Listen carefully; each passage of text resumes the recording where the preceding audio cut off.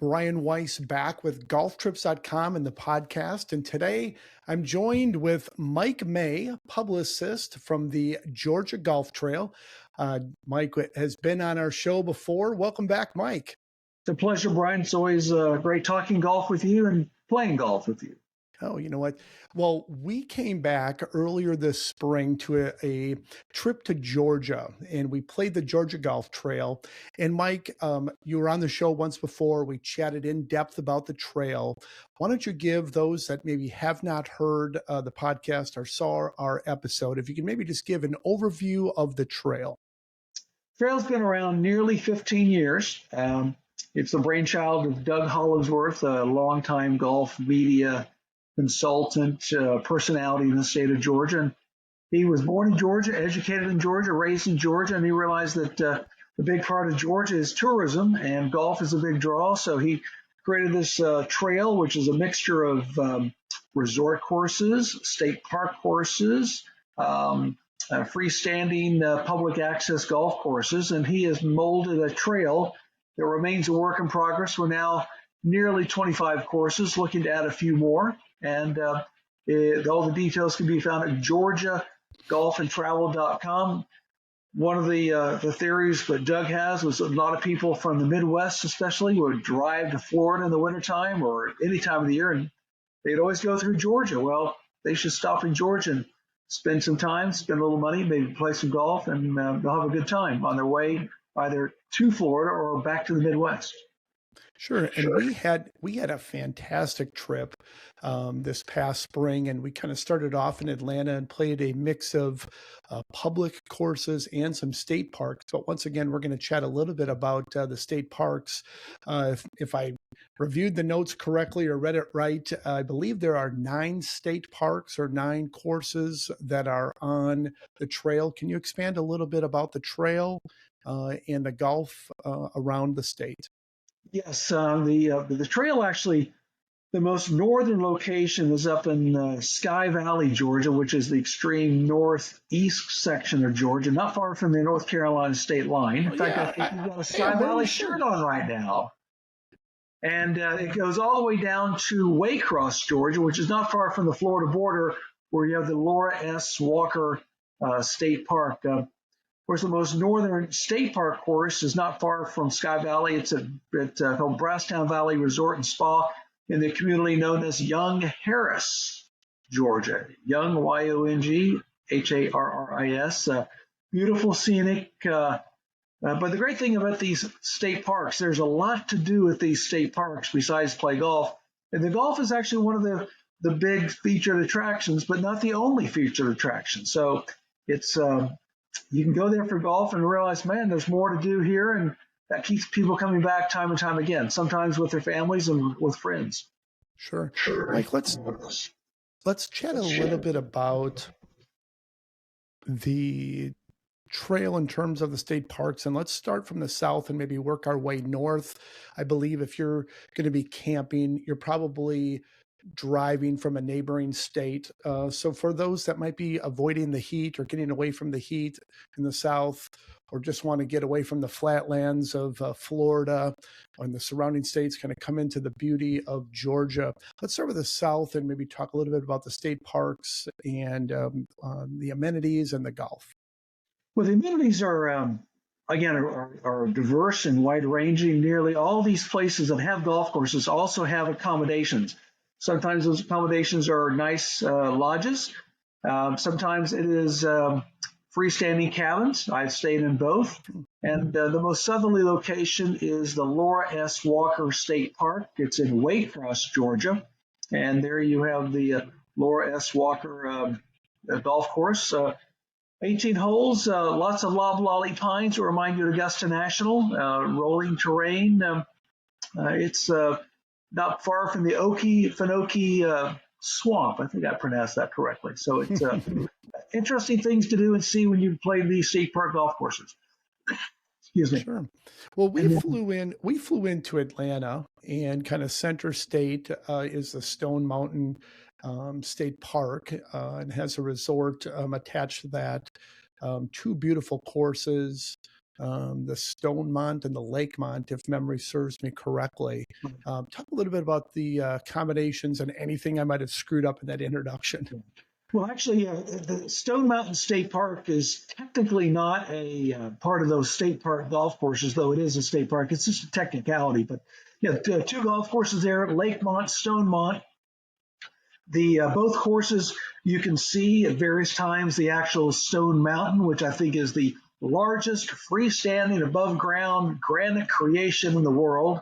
When you get to the top, you're I think nearly 2,000 feet above sea level. It's quite a scenic view around the southeast. You also have views of the Stone Mountain Lake. At the Stone Mountain State Park, you can stay in a first-class hotel. You can bring your camper. You can put up a pup tent. You also have access to cabins, I believe, there. So it's and you're not far from Atlanta, and of course, not very far from that big airport in Atlanta too. Sure. For those that are trying to tackle the trail and play golf in the state parks, when I think of a golf vacation to the state park, you and I kind of chatted. A lot of the golf travel that we do is very golf centric. It's golf, eat, sleep, golf, sleep, eat. And when I have done state park golf, and I'm going to project here on some of the traveling golfers coming into the state parks to golf, that they're looking to take in some of the other activities that a state park and those resources may provide, camping and fishing and hiking. What other things are there to do? And what does a golf vacation look like from the traveling golfer that's kind of coming in to play the Georgia Golf Trail, specifically the state parks? Well, I think the big attraction at these state parks are usually freestanding cabins. Though again, you have lodges and probably at 4 or 5 of them, and those lodges are very modernized and pleasant.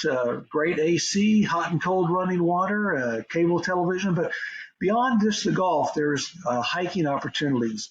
You can go mountain biking. You can go fishing, especially in the summertime. These places usually have a lake or some kind that's fairly big, that's conducive to swimming and safe swimming. Bird watching.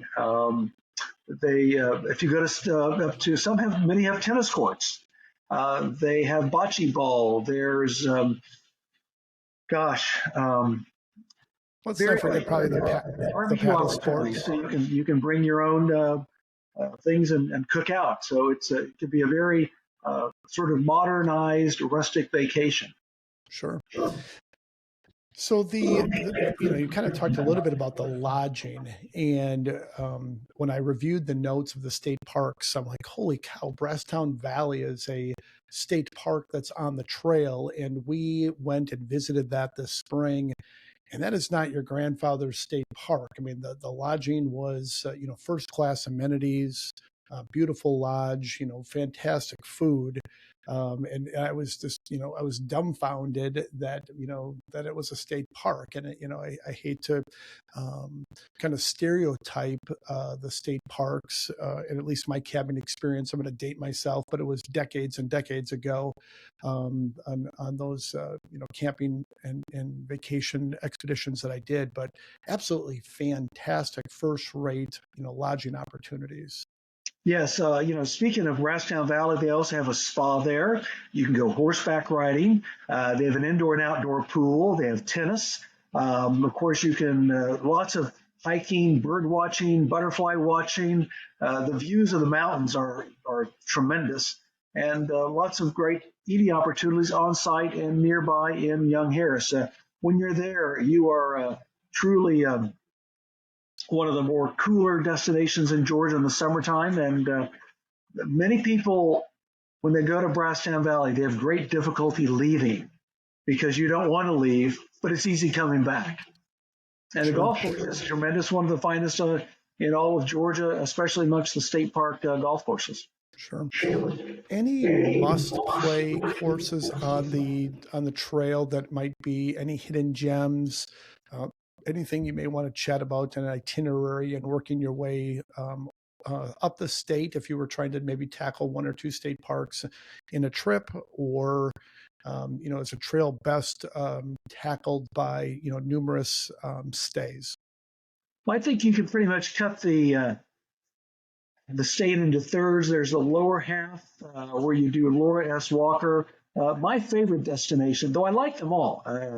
I could play any of those courses every day, but the most hidden gem of them all is probably in McRae, Georgia. That's southeast um, Georgia, not far from Waycross, Georgia, and you have the golf course at Little Ocmulgee State Park. It's called the Wallace Adams Golf Course, I believe, and they call it Little Augusta.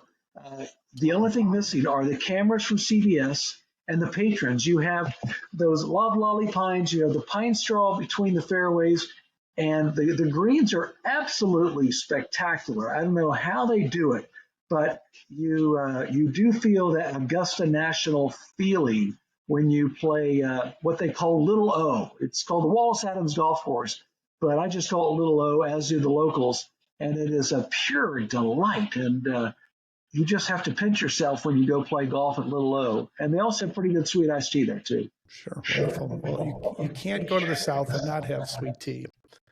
Mike, for those who are looking to come to Georgia and plan the trips, you kind of mentioned the website, but how does one go about, booking or furtherly researching the golf trail? Well, I think your best destination is go to the website GeorgiaGolfAndTravel.com, just as I say it, no ampersand on and. And I think if you look at the lower third of Georgia, then the upper sort of northeast section, not as far north as Brasstown and Sky Valley, you've got Arrowhead Point Golf Course, which is the Richard B. Russell. That course is actually considered the gem of all the courses, though, again, I put them all in joint first. They're all wonderful destinations, but the Richard B. Russell State Park near Elberton, Georgia, has the Arrowhead Point, where I believe at least 10 to 14 of the holes are on Richard B. Russell. So you have an aquatic aspect there. None of the holes at Arrowhead Point have homes on them, so you're very much out and about. Another nearby course there, Highland Walk. Lots of uphill and downhill shots. Thankfully, you ride that course in a cart. It would be kind of difficult to walk it carrying a bag, but it's been done before by many college students and high school students who play competitive matches there. But so every course sort of has its own element of allure that has got a gotcha and grabs your attention and keeps you coming back. So I talk about Little O down in McRae, then I talk about Arrowhead Point, then there's Highland Walk, and then there's Brasstown Valley, and then the rustic nature of Laura S. Walker. They all have a little neat story to tell. And again, the accommodations are first class, and the prices are right. They're very fair, and usually it's not difficult getting on these golf courses. Though I think demand in the spring, summer, and fall is greater than the winter. But especially for the southern courses, you're playing there 12 months a year. Great. I will put the website where we can get more information in the show notes. And I thank you again for joining. And for those traveling golfers looking for a destination for 2024 and beyond, whether it is to come in and play the full trail in the beautiful resorts or to partake in a camping or a more outdoor experience, check out the Georgia Golf Trail at, Mike, once again, share the URL. GeorgiaGolfAndTravel.com. Though if you just put Georgia Golf Trail, it'll pop up and it won't be difficult to find your way to the Peach State. And once you go there, you'll come back. I guarantee it. Great. Thanks again, Mike. You're welcome.